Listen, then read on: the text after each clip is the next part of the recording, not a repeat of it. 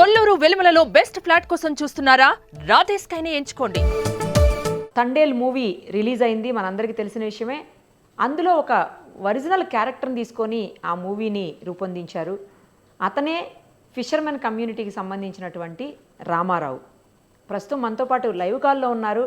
ఆయన స్టోరీనే ఈ మూవీగా చేశారు కాబట్టి ఎలా ఫీల్ అవుతున్నారు, ఆయన చూసారా ఈ మూవీని, ఏంటి ఒక్కసారి మాట్లాడదాం. నమస్తే అండి రామారావు గారు. నమస్తే మేడం. మీతోటి అంటే మీరు చేసినటువంటి మీ రియల్ స్టోరీ ఏదైతే ఉందో, మీరు పడిన కష్టాలు ఏవైతే ఉన్నాయో వాటి మీదనే తండేల్ మూవీ వచ్చింది ఈరోజు. ఎలా అనిపిస్తోంది? తండేల్ మూవీని తీయాలి అనుకున్నప్పుడు డైరెక్టర్ మీ దగ్గరికి ఎట్లా అప్రోచ్ అయ్యారు? ఏమనిపిస్తోంది? మీరు మూవీ చూసారా? అన్నీ చెప్పండి మా కోసం. అంటే ముందు తండేలు రాలేదు, ఎవరంటే చిందముండేటి రాలేదు, రైటర్ వచ్చారు, అదే కార్తీక్ శ్రీకాకుళం నుండి. ఓకే. ఫస్ట్ మేము పాకిస్తాన్ రిలీజ్ అయిన తర్వాత ఆయన వచ్చి ఫస్ట్ నుంచి మాతో ట్రావెల్, ఆయన సంవత్సరం పాటు మా ఇంటికి రావడం, అదే అప్పుడప్పుడు ఫోన్ చేయడం, నెలకి మినిమం లేదన్నా 15-20 సార్లు ఫోన్ కాల్ చేసేవారు. ఎప్పుడు ఏ పనులున్నా చేసేవారు. ఆయనకి కూడా మేము ఇబ్బంది పట్టలేదు, ఓకే సమాధానం చెప్తూనే ఉండేవాళ్ళం, అలా జరిగింది ఇలా జరిగింది అని. ఓకే. చూసారా మూవీ మీరు? చూసామండి, ఏడుపు వస్తుంది, ఇద్దరం ఏడుచుకున్నాం అలాగా. ఫస్ట్ నుంచి సముద్రంలో సీన్ అయితే ఏమి, పాకిస్తాన్ దొరికిపోయిన తర్వాత ఏమి, అలాగా ఏడుపు వస్తుంది అలా ప్రతిదీ, ఓకే. గుండెలు పిండేసింది అలాగా. యాజ్ ఇట్ ఈస్ గా ఏదైతే జరిగిందో అదే పెట్టారా మూవీలో? ఆ మేము ఏమే చెప్పాం రైటర్ కి, సేమ్ డైరెక్టర్ కూడా అదే ఉంచారు. ఏ మార్పులు చేర్పులు ఇట్లా బాగానే ఉంది.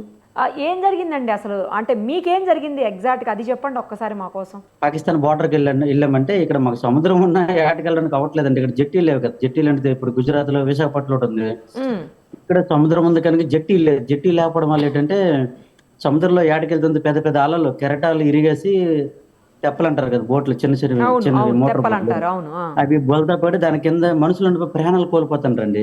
ఓకే. కోల్పోవడం ఏంటంటే ఇక్కడైతే అవదనుకొని వలసలు పట్టేసాం. వలసలు అంటే గుజరాత్, అది వేరే వాళ్ళ నుండి మినిమం 10-15 సంవత్సరాలు బట్టి అక్కడికి వెళ్తున్నాం మేము. ఆ రోజు ఏమంటే 2018లో అనుకోకుండా సంఘటన జరిగింది. అదే మన వాతావరణం బాగోలేక చుట్టూ మబ్బుల వల్ల, తుఫాను కారణం వల్ల అనుకోండి, మరి మబ్బులు గిబ్బులు అంటే అదే దానివల్ల అనుకోకుండా పాకిస్తాన్ పోస్ట్ గార్డ్ లో మమ్మల్ని పట్టుకోవడం జరిగింది. ఆ తర్వాత ఏమైంది? ఆ తర్వాత ఏమైంది, తీసుకెళ్లారు పాకిస్తాన్ కరాచీ జైల్లో పెట్టేశారు. మాకు జైల్లో పెట్టేశారు. ఎంత మందినండి? 22 మందిని జైల్లో పెట్టేసిన తర్వాత ఎన్ని రోజులు ఉన్నారు జైల్లో? 14 నెలలు ఉన్నాం, అంటే సంవత్సరం 2 నెలలు ఉన్నాం. 14 నెలల పాటు ఉన్నారు.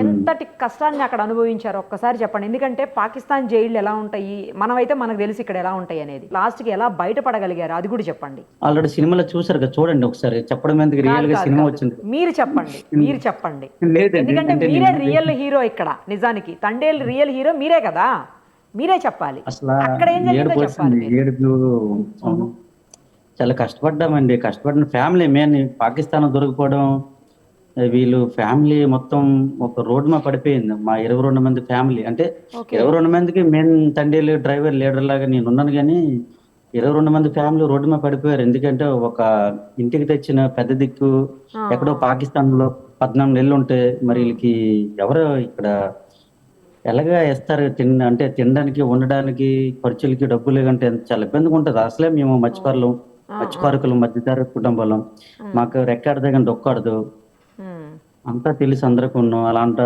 సమయంలో దొరికిపోయి ఒక సంవత్సరం పాటు ఎక్కువే ఉండిపోతే ఎంత చాలా బాధాకర విషయం కదా. అవును అవును. అక్కడ ఫుడ్ అదంతా పెట్టారా అండి, లేకపోతే ఇబ్బందులకు గురి చేశారా మిమ్మల్ని?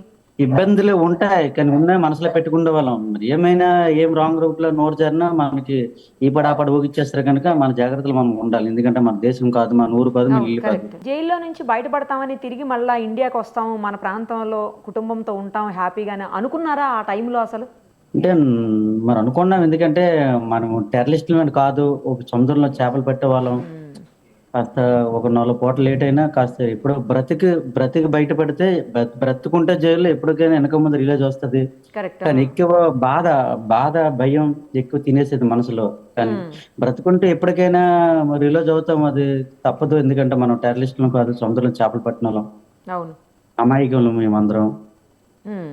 తప్పదనుకో నాకు ఓపు పట్టేవాళ్ళం అంతే.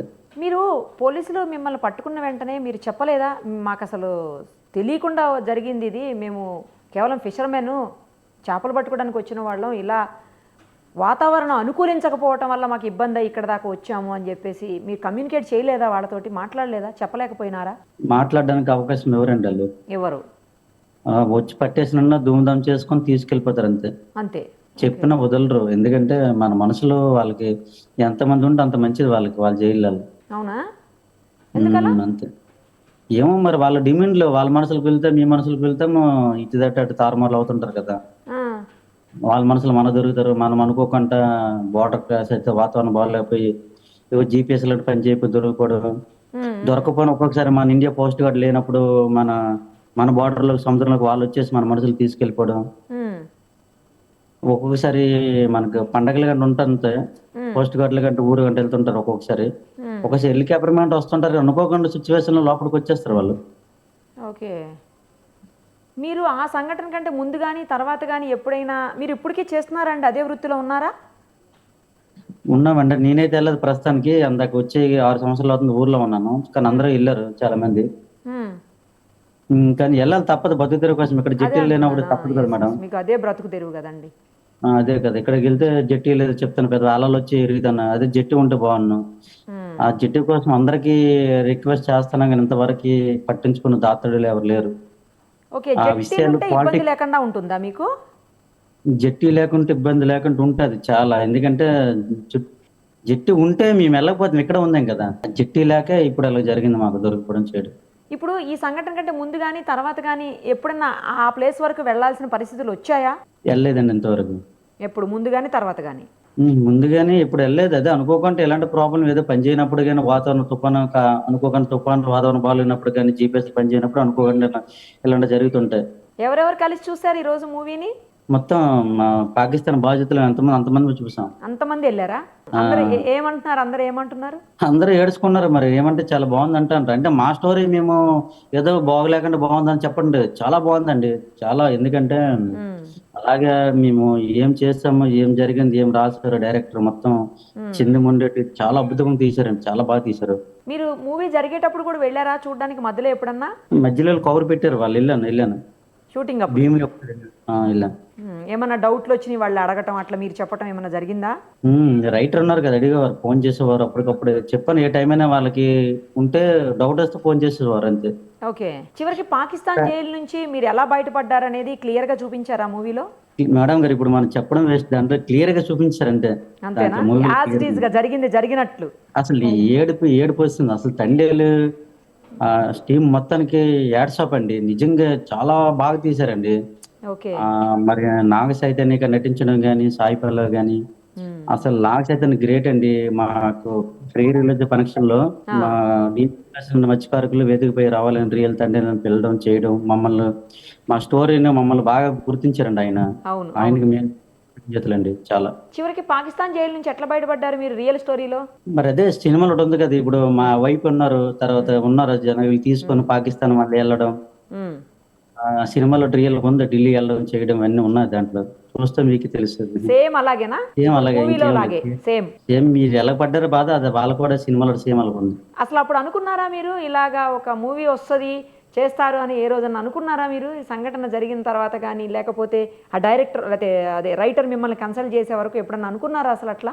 అనుకోలేదు పాకిస్తాన్‌లో అంటే ఏది సినిమా తీసి నేను అనట్లే గాని నా మనస్సాక్షికి మటుకు అనిపించింది. అక్కడ హ్మ్. దొరికిపోవడం, మాకు జైల్‌లో పెట్టడం, తర్వాత ఈ ఈ ఇక్కడ అంటే మా భార్య మీద ప్రేమ, లవ్వు ప్రతి క్షణం ఈ దొరికిపోవడం 22 మంది వీళ్ళకి ఫ్యామిలీకి సంబంధం చెప్పడం. హ్మ్. మేము రామారావుతోటి ఎళ్ళడమే అంటే మేము తండ్రితోటి ఎళ్ళడమే ఇలాగ జరిగిందని అనడం. హ్మ్. అన్నీ మనసులో పెట్టుకొని కుమిలిపోయేవాళ్ళం. చాలా దీనిగా బాధపడేవాళ్ళం. ఇప్పుడు, హ్మ్. ఇప్పుడు ఈ మూవీలో చూసిన తర్వాత మీకేమనిపించింది? అంటే రియల్‌గా మీరు పడిన బాధ అంటే మీ వైఫ్ ఎట్లాంటి బాధపడుంటారో ఇప్పుడు ఇక్కడ చూసుంటారు మీరది. రియల్‌గా అప్పుడు ఆ! చూసుండకపోవచ్చు చూసుంటాం. కదా మీరు? అందుకే, అందుకే 2018లో జరిగింది. అదే. ఆ! మేము 20లో రిలీజ్ అయ్యంగానే సినిమా చూస్తే మరి కొద్దిగా ఏడుస్తాం అది. ఎందుకంటే అప్పుడు జరిగింది మళ్ళీ గతంగా గుర్తుకొస్తుంది మొత్తం. అవును. అంటే అప్పుడు ఆమెకు ఫస్ట్ తెలుసు నుంచి ఆమె ఎంత బాధపడ్డారు. కానీ మీకు తెలియదు కదా! ఆ బాధను నాకు మీరిప్పుడు తెలిసింది. చూసుంటారు. ఆ! యెస్. యెస్. కదా! నిజం. నిజం. నిజంగా ఇంత పడిందా నా వైఫ్ బాధ అని అప్పుడు అర్థమై ఉంటది మీకంటున్నా. నిజం. అది మాత్రం నిజం. మీరెన్ని చాలా కష్టాలు బాధపడ్డాను. పడుతున్నారో జైల్‌లో అది మీ వైఫ్ ఇక్కడ చూసుంటారు. అంతే. రియల్‌గా సాధ్యం కాదు కదా చూడడం జైల్‌లో. చాలా అదృష్టమండి మాకు. అంటే మా ఊరి మీద ఒక కథ అంటే సినిమా తీయడం చాలా గ్రేట్ అండి మాకు. మరిప్పుడు ఇక నుంచి మీరు ఇందాక చెప్పారు కదా! సాయి పల్లవి గారు చైతన్య గారు బాగా చేశారు, నాగ చైతన్య గారని. మరి ఇప్పటి నుంచి ఇక మీరు నాగ చైతన్య గారి ఫ్యానా? ఫ్యానే మరి, ఎందుకంటే ఆ రోజు హైదరాబాద్ వెళ్ళేటప్పుడు ఫ్రీ రిలీజ్ ఫంక్షన్ అయిపోయిన తర్వాత వెంటనే అన్నపూర్ణ స్టూడియోకి వెళ్ళేటప్పుడు మా పాప పుట్టినరోజుకి ఇద్దరు దగ్గరుండి కేక్ కట్ చేయడం ఒక అరగంట సేపు మాట్లాడి ఉన్నారండి. చాలా హ్యాపీ అనిపించింది మాకు. వాళ్ళకి ఎన్ని పనులను వదులుకొని పాపం వచ్చారని చాలా గౌరవంగా కూర్చొని పెట్టి ఫ్రీగా ఒక ఒక అన్నీలాగా చాయ్ పల్లవి చాలా పక్కన కూర్చొని మాట్లాడడం, మా పాప కేక్ కట్ చేయడం చాలా హ్యాపీ అనిపించింది ఆ రోజు. మీరు ముందు ఎవరు ఫ్యాన్? ఈ మూవీ కంటే ముందు, ఇది చేయక ముందు ఎవరు ఫ్యాన్ చెప్పండి, పర్వాలేదు. రామ్ చరణ్. పవన్ కళ్యాణ్ గారు, రామ్ చరణ్ గారు కానీ విన్నాను నేను. రామ్ చరణ్. అవునా? ఇప్పుడు ఇద్దరికి నా ఇంకా రామ్ చరణ్ గారికి, చైతన్య గారికి, నాగ చైతన్య గారికి ఇద్దరికి ఇంకా అంతేనా? ఓకే, అనుకోకుండా నాగ చైతన్య గారికి ఫ్యాన్ అయ్యారు మీరు కదా? నిజంగా అసలు అదే మా మత్స్యకారులు అందరూ కలిసిపోయాడండి చీమలుగా చాలా దీన్ని. Okay, right. ఫైనల్ గా ఏం చెప్తారు చెప్పండి అందరికి? ఫైనల్ గా అంటే అందరికి అదే తండ్రిలు టీం మొత్తం బ్యాచ్ మొత్తం చాలా కృతజ్ఞతలండి. మా మత్స్యకారులు స్టోరీ తీయడం చాలా హ్యాపీగా ఉంది. ఇకనైనా అంటే మీ ద్వారా, మీ షో ద్వారా, మీ టీవీ ఛానల్ ద్వారా అంటే ప్రభుత్వం తీసుకురాకూడదు, మా మత్స్యకారుల బాధలను ఇక నేను తెలుసుకొని గుజరాత్ ఏదో పాకిస్తానమో దుబాయ్ లండన్ కాదండి, అది మన భారతదేశం అని. అంటే గుజరాత్ లో ప్రతి 20 కిలోమీటర్లకు 15 కిలోమీటర్ జట్టి ఉన్నాడు, మన ఆంధ్రప్రదేశ్ లో ఎందుకు ఉండకూడదండి? ఇప్పుడు రోడ్లు వేస్తారు, రోడ్ ట్యాక్స్ కడతారు, జట్టి కడితే జట్టి బోట్లు ట్యాక్స్ కూడా కడతాం కదా, ఒక గవర్నమెంట్ కూడా ఒక పన్ను వస్తుంది కదా, అది ఆలోచించట్లేదు. ఎంతమంది ఎన్ని వేల మంది కుటుంబాల నుండి వలసలు వెళ్ళిపోతుండ్రు ఇప్పుడు. అంతేకన్నా ఒక్కడి కోసం నేను అడగట్లేదండి, అందరి కోసం. కొన్ని వేల మంది మత్స్యకారుల జీవితాల గురించి మాట్లాడుతున్నాను నేనండి. గుజరాత్ లో ఉన్నప్పుడు మన ఆంధ్రప్రదేశ్ లో జట్టులు తప్పేటండి అంటే మీ ద్వారా తెలియజేస్తున్నాం అందరికీ. సరేలేండి, మీరు అన్నట్లు ఇప్పుడు మీ బాధను అర్థం చేసుకుని ఇకనైనా మీకు మంచి జరగాలని మీరు ఏదైతే కోరుకుంటున్నారో, జట్టీలు ఇందాక స్టార్టింగ్ నుంచి అదే చెప్తా ఉన్నారు మీరు, అలాంటివన్నీ అరేంజ్ చేసి మీ మత్స్యకారుల ఆ మొత్తానికి ఎవరికైతే ఇబ్బందులు ఉన్నాయో వాళ్ళు అవన్నీ కూడా తొలగాలని చెప్పేసి మనస్ఫూర్తిగా కోరుకుంటున్నానండి. థ్యాంక్ యూ అండి, థ్యాంక్ యూ సో మచ్. నేను కూడా వెళ్తాను, మీ సినిమా చూసి వస్తాను వెళ్ళి. Thank you.